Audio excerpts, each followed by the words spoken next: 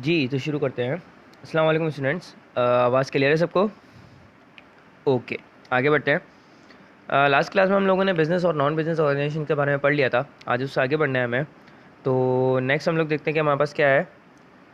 हाँ, अब भाई वो इससे शुरू होता है जहाँ से अकाउंट्स को स्टार्ट करना है। मतलब ये अकाउंटिंग के मेन पिलर्स हैं, पिलर्स ऑफ अकाउंट्स कहा जाता है इन लोगों को। ये चीज़ें ये हैं कि जहाँ पर हमारी अकाउंटिंग खड़ी हुई है। मतलब ऐसे पिलर्स हैं जिनके ऊपर हमारी अकाउंटिंग खड़ी हुई है, तो आप लोगों को भी इन पिलर्स को मजबूत करना है। किसी भी घर की बुनियादी डलने से पहले उनके पिलर्स के बारे में देखा जाता है, उनके अंदर पिलर्स लगाए जाते हैं कि उसके ऊपर फ्लोर खड़े कर दिए जाएँ।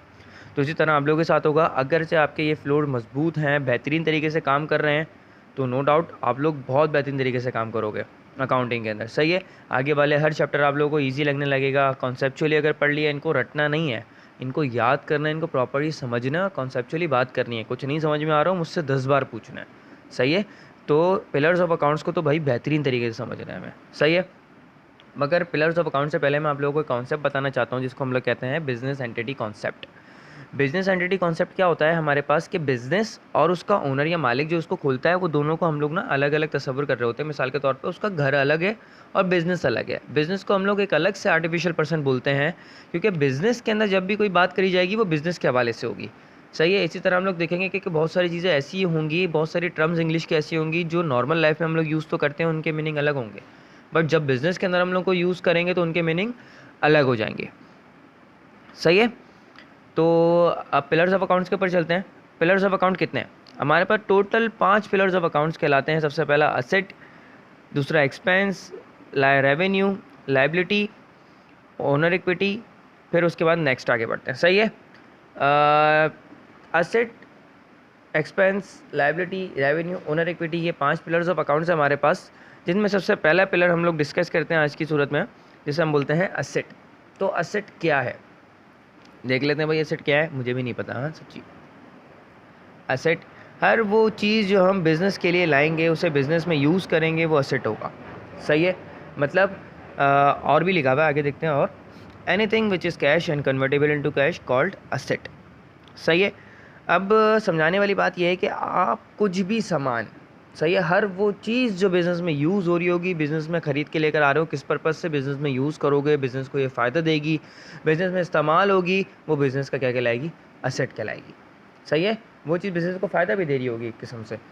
मसलन अगर मैं बात करूँ कि टीचिंग की, तो क्लास के अंदर डेस्क रखी हुई होती हैं, बोर्ड मार्कर होता है, बोर्ड होता है, फ़ैन लगे हुए होते हैं। तो ये सारी चीज़ें क्यों लगाई जाती हैं? स्टूडेंट्स को सुकून से बिठाने के लिए। अगर प्राइवेट स्कूल है तो ज़ाहिर सी बात है आप लोगों को आराम देगा, क्योंकि आप उनके लिए कस्टमर होते हो। हाँ, कस्टमर ही होते हो, बिज़नेस कर रहे हैं ना, तो ज़रा बिज़नेस के हवाले से सोचो।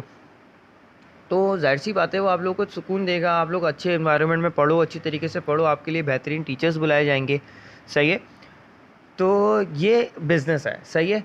अब बिज़नेस के अंदर ये जो चीज़ें लेकर आ रहे हैं जो कि बिज़नेस को फ़ायदा पहुंचा रही होंगी, बिज़नेस में यूज़ हो रही होंगी, बिज़नेस में इस्तेमाल हो रही होंगी, सही है, तो वो बिज़नेस का एसेट कहलाएगी। सही है। फॉर एग्ज़ाम्पल यहाँ पे एग्जाम्पल भी होगी। For example Aslam buy a car, computer, machine, plant, furniture, equipment for his business, so all the item Aslam purchase called asset of his business. सही है। इसका मतलब क्या हो गया हमारे पास? सॉरी, वो ज़रा प्रॉब्लम हो गई थी माइक के अंदर, अचानक म्यूट हुआ था। इसका मतलब क्या हो गया हमारे पास कि असलम ने जो चीज़ें ख़रीदी हैं, किस लिए ख़रीदी हैं? बिज़नेस के लिए। मैं हर बात में वर्ड यूज़ कर रहा हूँ बिज़नेस का। तो इसका मतलब बिज़नेस में आने वाली चीज़ जो आपको फ़ायदा पहुँचा रही होगी, बिज़नेस को फ़ायदा पहुँचा रही होगी, सही है, बिज़नेस में यूज़ हो रही होगी, वो एसेट कहलाएगी।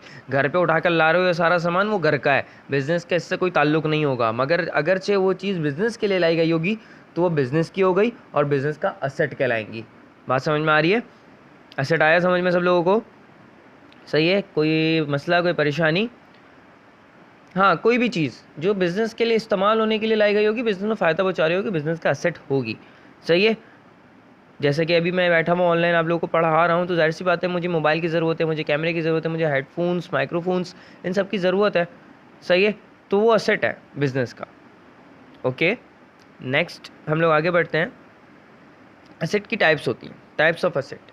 कितने टाइप्स के एसेट होंगे हमारे पास? 2 टाइप्स के एसेट होते हैं। There are 2 types of asset. Number 1 current asset and number 2 fix asset. सही है।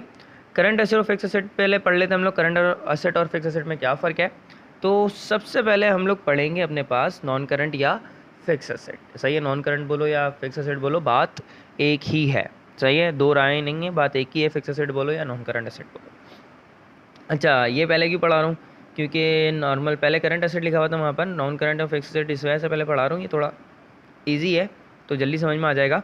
फिर नॉन करंट और एसेट के लिए हम लोग प्रॉपर एक क्लास लेंगे, उसमें प्रॉपर सब कुछ समझाना पड़ेगा। सही है, नेक्स्ट हम लोग आगे बढ़ते हैं। नॉन करंट और फिक्स एसेट में ये क्या होते हैं, जो हम बिज़नेस में इस्तेमाल करने के लिए लाएंगे और एक साल से ज़्यादा के लिए, एक साल से ज़्यादा के टाइम पीरियड के लिए लाएंगे।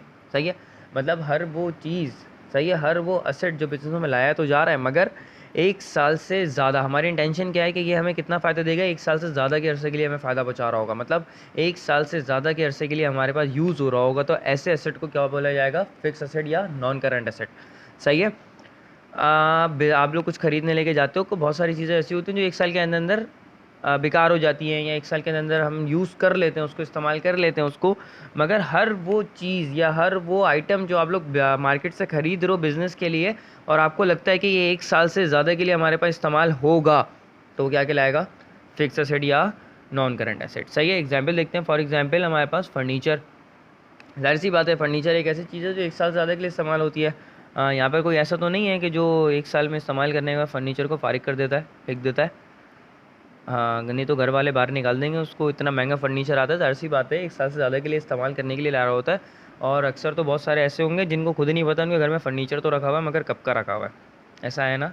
हाँ, नहीं मैं न्यूली बात नहीं कर रहा, वो लोग तो अभी ख़रीद के लेकर आए अपने पास, मैं कर रहा हूँ जिन जो पुराने हैं। सही है, मैं न्यूली बात नहीं कर रहा, मैं उन लोगों की बात कर रहा हूँ जो पुराने लोग जो है ना, वो जो अपने अपने घर के अंदर जो ख़रीद के रखा हुआ है उन लोगों ने फर्नीचर, वो आज तक उनके घरों में रखा हुआ है। सही है, और बहुत टाइम हो गया, 10-12 साल हो गए होंगे बहुत से लोगों के घर पे तो। सही है, लोग तो 20-20 साल तक फर्नीचर संभाल के रखते हैं बाप दादाओं की निशानी के तौर के ऊपर। सही है, तो जाहिर सी बात है घर में इतनी देर तक संभाल के रखना है, तो बिज़नेस में तो हर पाई पाई बचानी होती है, तो बिज़नेस में सोचो ज़रा कितने टाइम तक संभाल कर रखोगे। सही है, तो फर्नीचर हमारे पास एक ऐसी चीज़ है बिज़नेस में यूज़ हो रहा होता है, बिज़नेस को फ़ायदा बचा रहा होता है। मिसाल के तौर पर डेस्क हो गई, बोर्ड्स हो गए, फिक्सचर्स कहलाते हैं बोर्ड्स वगैरह, सारी चीज़ें, बोर्ड हो गए, डेस्क हो गई, फ़ैन वगैरह, ये सारी चीज़ें जो हो गई हमारे पास फर्नीचर के लिए, अगर एक साल से ज़्यादा के लिए बिज़नेस में आ रही हैं, ज़ाहिर सी बात है एक साल से ज़्यादा की ही चलेंगी।